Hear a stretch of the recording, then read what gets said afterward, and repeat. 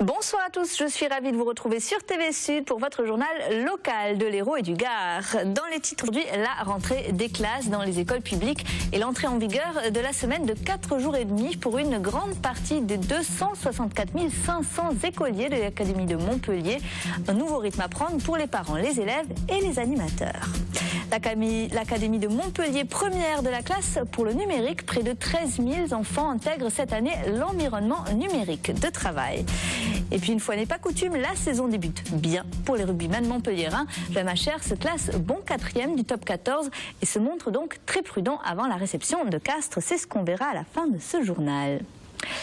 Dans la plupart des communes, on a donc préféré attendre cette rentrée 2014-2015 pour passer à la semaine des 4 jours et demi. Un nouveau rythme à prendre pour les parents, les élèves et les animateurs. Il faut dire que malgré ce délai supplémentaire, les TAP, les temps périscolaires appliqués, vont encore prendre un peu de temps avant de se mettre en place, comme à Nîmes où ces activités périscolaires devront peut-être même attendre les vacances de la Toussaint. Olivier Michel. Je ne sais pas quoi en penser. Alors, on n'est même pas au courant de ce qui va se passer. Donc on sait qu'il y aura quoi, 4 jours et demi, c'est ça? Mais bon. En cette matinée de rentrée 2014, les mots de réforme de rythme scolaire et d'activité périscolaire étaient sur toutes les lèvres, mais bien souvent dépourvus de sens pour les parents. Honnêtement, pas vraiment. Je sais qu'il y a des activités périscolaires, donc après 4h moins le quart, je crois, mais pas trop encore. Des interrogations vite dissipées par le directeur, qui sait qu'il faudra bien essuyer des plâtres de la réforme. Ça va se mettre en place progressivement. Après, je crois qu'il faut aussi être patient et compréhensif. C'est nouveau. Il y aura des couacs, il y aura certainement des choses qui ne vont pas fonctionner, mais bon, moi je suis relativement confiant quand même. Pour assurer la mise en œuvre de la réforme, dont le coût dépasserait les 2 millions d'euros pour 83 établissements, la municipalité nîmoise a recruté 200 animateurs. Seul hic, cette mise en œuvre sera progressive et pourrait n'intervenir qu'après les vacances de la Toussaint. En fait, il y aura de l'animation pour l'instant, tout le mois de septembre. Ensuite, à partir d'octobre, il y aura des ateliers récréatifs. Éducatifs, où là, il y aura des choses plus spécialisées. Donc, l'enfant va devoir s'inscrire dans sa semaine. Il va dire, ben voilà, j'ai envie peut-être d'aller faire des échecs, j'ai envie de m'inscrire à un atelier danse. Si des ateliers bricolage, sport ou langue sont aussi envisagés, seules l'étude et la garderie ont fonctionné aujourd'hui, ce qui explique peut-être que 3/4 des parents aient choisi d'aller chercher leur enfant à 15h45. Toujours à l'occasion de la rentrée scolaire, le président de la République a annoncé ce matin un grand plan numérique au niveau national qui passerait notamment par l'accès au haut débit des écoles, la formation des enseignants et le développement de l'édition numérique pour les contenus scolaires. Des objectifs déjà en partie concrétisés à Montpellier. L'Académie est pilote pour le déploiement de l'environnement numérique de travail dans le premier degré. Exemple à l'école Kurosawa de Montpellier où 10 classes intègrent le dispositif dès cette rentrée. Céline Durchamp et Marion Rivette. Il doit manger les bonhommes verts sans toucher la souris. Fini le cahier de texte papier, exit le tableau à la craie. Ici, 10 classes d'une école primaire du quartier Mosson passent au numérique. Je considère que c'est un atout.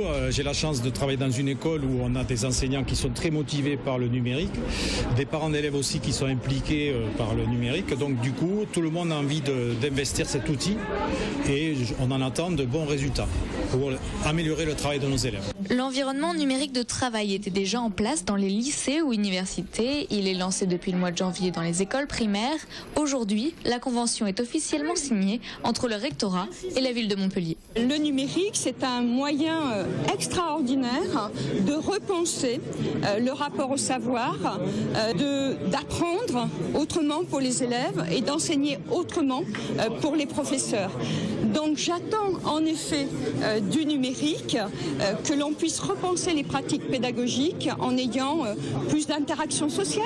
Ainsi, cette année, c'est près de 13 000 élèves de l'Académie qui vont profiter du numérique, une évolution qui va coûter 7 millions d'euros par an à l'Académie, aidée par les fonds européens. Dans le Gard, la suite du mouvement social à Imoclean, en grève depuis jeudi dernier. Une quinzaine de salariés de la société a interpellé Jean-Paul Fournier ce matin à l'occasion de la tournée de rentrée du maire de Nîmes.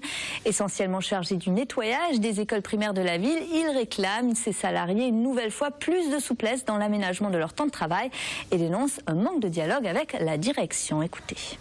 Il a expliqué ce qui se passait, les conditions de travail, parce qu'il nous disait que il n'était pas tellement, ça lui regardait pas trop tout ça, mais si, parce que partie de la ville de Nîmes, ça nous concerne tous. À Nîmes, ça concerne tout, et donc on lui a expliqué les avertissements, les conditions de travail surtout, qu'il manquait du personnel, que les prestations, aujourd'hui ça n'a pas été fait, hein, donc les enfants ont fait une rentrée dans l'État, ça c'est vrai que c'est pas normal. On est bien content de l'avoir rencontré.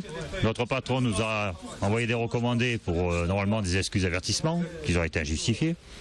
Donc on va voir ce qu'il en est. Mais enfin aujourd'hui on est toujours en grève et ça fait une semaine demain. Joint par téléphone, le directeur d'Imoclin, Olivier Guillermin, a annoncé qu'il recevrait chacun des salariés grévistes pour des entretiens individuels et ce dès demain matin. Plus de sécheresse dans le Gard, les mesures de restriction entrées en vigueur en avance cette année, dès le 11 juin dernier, ont été levées aujourd'hui par la préfecture. Il a suffisamment plu ce mois d'août, surtout dans le nord du département, pour que la situation hydrologique soit de retour à la normale. Après le vélo à Paris et Vélomag à Montpellier, place au vélo Tango à Nîmes, le nouveau service des transports de l'agglomération nîmoise. 3 sites sont pour l'instant proposés dans la ville pour louer ou déposer le vélo Tango, des lieux qui font aussi office de consigne pour les vélos des particuliers. Les détails avec Alain Belon. Il fait sa rentrée sur Nîmes, c'est le vélo Tango. Il a été mis en place par Nîmes Métropole et le réseau Tango. Une centaine de vélos sont proposés à la location, à la journée, au mois ou à l'année. Ce n'était pas facile à réaliser parce que notre agglomération, ce n'est pas Paris, ce n'est pas Lyon. Et donc on sait très bien que les modes de Vélib, etc. ne fonctionnent pas très bien parce qu'ils sont très onéreux. 3 types de vélos, un classique, sans chaîne mais avec un cardan, donc ce qui permet effectivement de ne pas se salir, de ne pas dérailler. Deuxièmement, un vélo avec aide électrique, ce qui permet donc de monter plus facilement. Et troisièmement, des vélos pliants qui permettent d'utiliser dans les transports en commun ou dans sa propre voiture. Des tarifs de lancement ont été mis en place allant de 3 € pour la journée à 60 € l'année pour un vélo de ville non électrique. Les utilisateurs pourront alors sillonner les 750 km voies qui composent la commune de Nîmes, dont certaines ont des pistes cyclables. On a fait des pistes cyclables sur l'avenue Jean Jaurès, maintenant c'est fait. On vient d'inaugurer une partie derrière les ponts, puisqu'effectivement on attendait d'avoir des autorisations de RFF, parce que là le terrain appartenait à RFF, donc on va les poursuivre. On va dans le cadre du prolongement du TCSP autour des 3 boulevards, on va faire des pistes cyclables bien sûr sur l'avenue Victor Hugo, Gambetta et également sur Amiral Courbet. En cœur de ville, c'est difficile puisqu'on a des rues très étroites. On a la chance d'avoir un cœur de ville historique dont on ne peut pas bouger grand-chose, mais ça fait partie effectivement aussi d'un prolongement sur Talabot, derrière Talabot, donc on en a fait sur derrière Sagentrière, et puis sur tous les axes nouveaux que nous créons, que nous réhabilitons, on prévoit effectivement des pistes cyclables. La gare SNCF et les parkings relais de l'autoroute A54 et du Parnasse sont les sites qui accueillent les départs et arrivées de vélos Tango. Mais aussi, ils font office de consigne pour des vélos de particuliers qui pourront être déposés après avoir pris le passe consigne. D'autres communes de Nîmes Métropole devraient proposer ce service afin d'élargir les possibilités d'utilisation du vélo Tango. Jamais 203 pour Irvine Gapet qui ne s'est à nouveau pas présenté cet après-midi au tribunal correctionnel de Montpellier. Le joueur vedette de l'équipe de France de volleyball était convoqué à 14 h pour une bagarre à laquelle il aurait participé dans une boîte de nuit de la ville. C'était en septembre 2012 à l'occasion d'un stage de l'équipe de France de volley à Montpellier. C'est la 3e fois que l'international de volley ne se présente pas à la barre. Il faut dire qu'il est actuellement en Pologne à Cracovie pour les mondiaux de volleyball où il doit affronter l'équipe d'Italie ce soir. Et qu'il assure qu'il n'a pas été mêlé à cette rixe. Écoutez. Il est prévenu de violence avec 3 circonstances aggravantes. Les faits sont importants. Pour autant, Irvine Ngapet nie avoir fait quelconque violence que ce soit envers la victime, puisqu'elle est seule. Il a vu ce qui s'était passé, mais il ne faisait pas partie du groupe violent.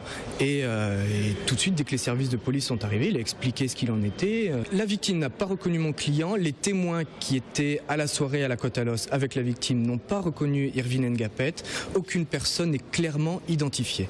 Ils disent que c'est plusieurs personnes qui constituent un groupe de personnes de couleur noire, mais aucune personne, en tout cas des 3 mises en cause aujourd'hui, n'est clairement identifiée. Voilà, la victime étant également absente cet après-midi au tribunal correctionnel de Montpellier, l'affaire a finalement été reportée au 2 décembre prochain. En football, Stambouli a choisi Tottenham après des semaines d'hésitation entre Swansea, Fiorentina et Marseille. Le footballeur montpelliérain vient finalement de signer pour 5 ans avec le club anglais. Une proposition qui ne se refuse pas pour le milieu de terrain qui a attendu les derniers instants du mercato pour se décider. Et on termine avec du rugby et le MHR qui se classe 4e des top 14 à égalité de points avec les 3 premiers, Toulon, Toulouse et Clermont. Plutôt coutumier des démarrages difficiles, les rugbyman montpelliérains restent très prudents quant à cette belle entame de saison. Reportage à l'entraînement, Céline Olive et Alexandre Degon. Poursuivre sur leur lancée, tel est l'objectif des rugbymen montpelliérains après leur victoire historique sur le score de 21-20 en terre auvergnate. Ce succès ne doit pas démobiliser les troupes héroltaises avant la réception de Castres, leur bête noire. Un adversaire qui les avait privés d'une finale en top 14 la saison dernière. Ce qui est fait, c'est fait. Cette victoire à Clermont, elle appartient à l'équipe, elle appartient aux joueurs, elle nous appartient. On ne la reprendra pas. Maintenant, il y a la suite à vivre. C'est un match particulier parce que sur un plan offensif, on n'a toujours pas... On n'a pas démarré notre saison sur un plan offensif, on a démarré sur un plan défensif. On a démarré aussi sur la mêlée, c'est très important, on a une très bonne mêlée et on a une bonne touche aussi ce week-end. De l'offensive, il en faudra vendredi face à des Tarnais, actuellement 10e du championnat. Une équipe qui a souvent déstabilisé les joueurs de Fabien Galtier. C'est des joueurs très, très intelligents, très malins qui arrivent à nous faire déjouer. On n'arrive pas à imposer notre jeu contre eux, donc voilà, des ballons qui sortent pas dans les rucks ou des ballons lents, voilà, c'est toujours un peu d'agacement aussi, donc c'est surtout pour ça, on n'arrive pas à imposer notre jeu, à jouer libéré, on voit qu'il y a beaucoup de solutions mais on n'arrive pas à les exploiter et ça agace, ça stresse et au final ils prennent le dessus souvent psychologiquement. Un défi à la fois physique et psychologique qu'il faudra relever pour tenter de décrocher 3e victoire consécutive. Montpellier-Castres, c'est donc vendredi prochain, coup d'envoi 20h45 au stade Yves du Manoir à Montpellier qui sera officiellement baptisé Altrad Stadium à l'occasion de ce match au Sommet. C'est la fin de ce journal, merci de l'avoir suivi. Le retour sur l'actu à Montpellier, Nîmes et Marseille, c'est ce soir à 10h dans le 22 minuit. Quant à nous, on se retrouve demain à 19h30 pour votre édition locale. Passez une excellente soirée sur TV Sud.